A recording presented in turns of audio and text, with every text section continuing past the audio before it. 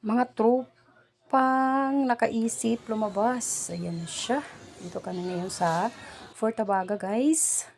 Dito kami sa 50's Diners. Ayan yung order namin, oh.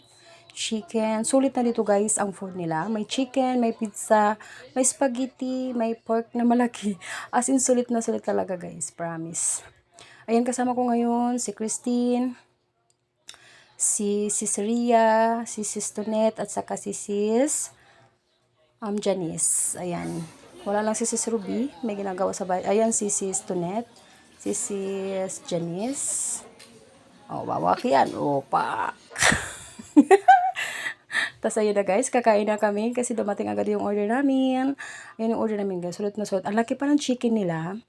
Ang sarap ng spaghetti nila. Yung una kong kinain is yung spaghetti. Pakasarap ng spaghetti nila, guys. Tapos yung pork nila dyan, masarap. Malaki din siya. Chicken nila is sa Thai banda. Ang ganda. Ganda. Sulit. Sulit yung anong dyan, guys. Kung kumain kayo dyan sa 50's Diner sa Portabaga. Then, malinis pa siyang lugar. Then, mabilis yung mga nila, nag-a-assist ng food.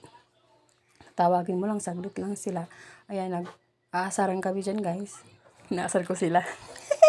Pinag-usapan namin dyan, guys, yung nangyari kanina sa bus. Hindi kami makabubuon talaga, promise. Ayan. So, subo lang kami ng subo kasi grabe, ang gutom na kami dyan. Pagkatapos kasi namin na nagpakain ng aming mga anak, nakaisip kami na magpunta sa town. Then, naisip namin kumain. Kaya dyan naisip isa namin yung friend, si Sis Janice. Dyan ang gusto niyang kumain. Kaya habang kumakain. Yan ang banding namin, guys, palagi. Pag lumalabas kami, ganyan lang, kain. Then, talking.